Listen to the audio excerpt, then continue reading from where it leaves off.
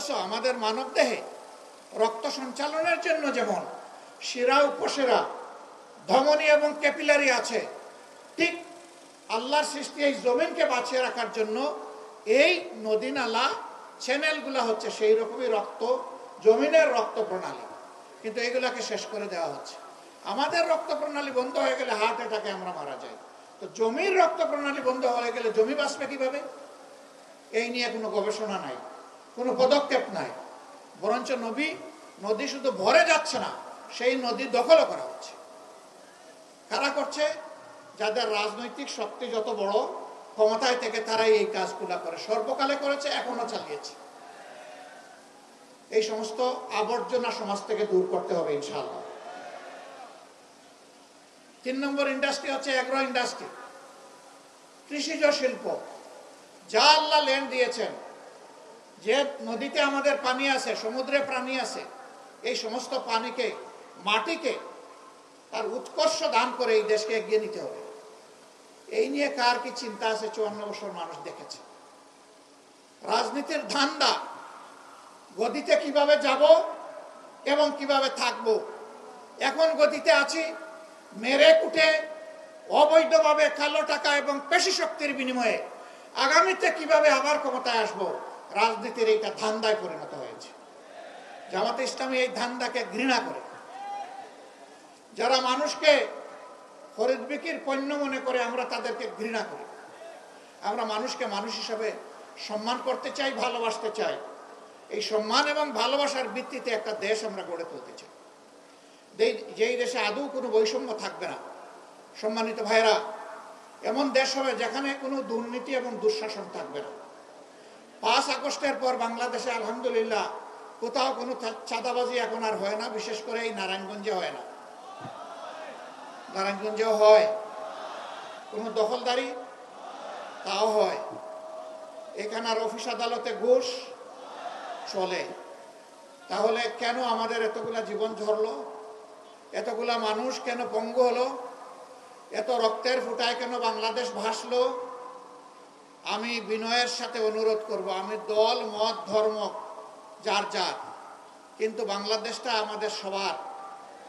এই অপকর্মে যারাই জড়িত আছেন তাদের কাছে হাত জোড় করে অনুরোধ করতে চাই, মেহেরবানি করে এই অপকর্মগুলা ছেড়ে দেন। আপনারা যদি এই অপকর্ম করেন তাহলে শহীদদের সাথে বিশ্বাসঘাতকতা করা হবে, এই শহীদের রক্তের সাথে অপমান করা হবে। আহত পঙ্গুরা আপনাদেরকে অভিশাপ দেবে, শহীদের ফ্যামিলিরা অভিশাপ দিবে, 18 কোটি মানুষ অভিশাপ দিবে। অপকর্মের জন্য আল্লাহর আরশ থেকে আপনাদের জন্য অভিশাপ আরোপিত হবে। আমরা চাই আপনারা ওই দেশের নাগরিক, মেহেরবানি করে এগুলো ছেড়ে দেন, মানুষকে স্বস্তিতে বাঁচতে দেন। কিন্তু যদি না ছাড়েন, এই ধান্দাবাজি থেকে যদি সরে না আসেন, মনে রাখবেন ওই ওয়ান্ট জাস্টিস বলে আমাদের যে ইয়াং জেনারেশন রাস্তায় নেমে এসেছিল, তারা কিন্তু বুক চিতিয়ে যুদ্ধ করেছে, গুলিকে লুফে নিয়েছিল, স্লোগান দিয়েছিল, বুকের ভিতরে তুমুল ঝড়, বুক পেতেছি গুলি কর। আর এখন তারা স্লোগান দিচ্ছে, সেই যারা গুলি বুকে নিয়ে দুনিয়া থেকে চলে গেছে, শহীদ হয়ে গেছে, আল্লাহ তাআলা তাদেরকে সর্বোচ্চ মর্যাদা দান করুন। এখন তাদের অনুসারীরা স্লোগান দিচ্ছে, ও আবু সাইদ, ও মুগ্ধ, তোমরা জেনে রাখো, হে আবু সাইদ মুগ্ধ, শেষ হয়নি মোদের যুদ্ধ। সেই যুদ্ধটা কি? সেই যুদ্ধ হচ্ছে এই যে আবর্জনাগুলার কথা বললাম, এইগুলা তারা এই সমাজে দেখতে চায় না। আমরা আমাদের সন্তানদেরকে, যুব সমাজকে কথা দিচ্ছি, তোমাদের স্বপ্ন বাস্তবায়নে বাংলাদেশ জামাতে ইসলামী তোমাদের কাছে ওয়াদাবদ্ধ। এই স্বপ্ন যতদিন বাস্তবায়ন না হবে, আমাদের লড়াই, আমাদের সংগ্রাম দুর্বৃত্তদের বিরুদ্ধে অব্যাহত থাকবে ইনশাআল্লাহ। এই লড়াইয়ে তোমাদের পাশে আছি, সাথে আছি, লড়াই একসাথে আমরা করব ইনশাআল্লাহ। আগামীর বাংলাদেশ, ওই লড়াকু আমাদের বীর সন্তানদের হাতে আমরা তুলে দেব ইনশাআল্লাহ। তোরা দেশ চালাবি, পিছন থেকে আমরা তোমাদেরকে পরামর্শ দিব, সহযোগিতা করব, দোয়া করব। ভুল করলে শক্ত করে টান দিয়ে ধরব, যে ভুল করা যাবে না, অনেক ভুল এই জাতি করে ফেলেছে, আর তোমাদেরকে ভুল করতে দেওয়া হবে না। সেই রকম একটা স্বপ্নের বাংলাদেশ আপনারা চান কিনা? ওই বাংলাদেশটা হবে ইনশাআল্লাহ মানবিক বাংলাদেশ। এখানে আমার প্রত্যেকটা মা, আমার বোন, আমার মেয়ে, সে ঘরেও থাকবে নিরাপদ, বাইরে যখন বের হবে তখন আরো একটা জিনিস তার সাথে সে পাবে, নিরাপত্তার সাথে পাবে মর্যাদা। যখন সে কর্মস্থলে পেশাগত দায়িত্ব পালন করবে, এই দুইটি জিনিস নিয়েই সে নিরাপত্তা এবং মর্যাদা নিয়ে ইনশাআল্লাহ দায়িত্ব পালন করবে।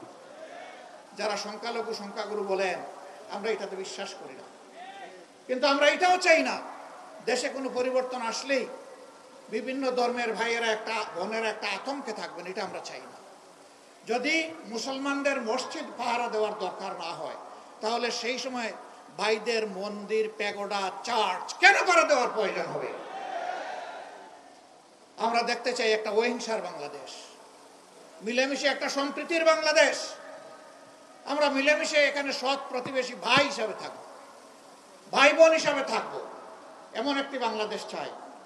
আমি বিভিন্ন ধর্মের ভাইদেরকে বুক খুলে আহ্বান জানাবো, মেহেরবানি করে আপনাদের খোলা চোখ দিয়ে, খোলা বিবেক দিয়ে বাংলাদেশ জামাতে ইসলামীকে আপনারা পর্যালোচনা করুন, বিচার করুন।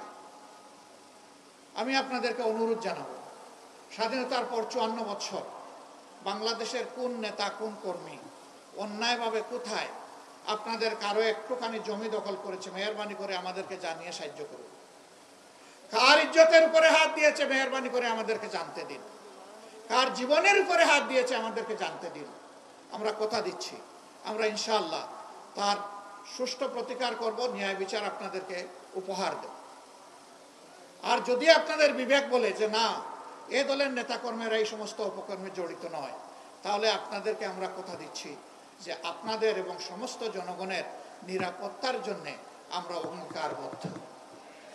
আমরা ক্ষমতায় যাই অথবা না যাই, ক্ষমতায় থাকি অথবা না থাকি, এটি আমাদের মানবিক দায়িত্ব, এটা আমরা পালন করবো ইনশাআল্লাহ।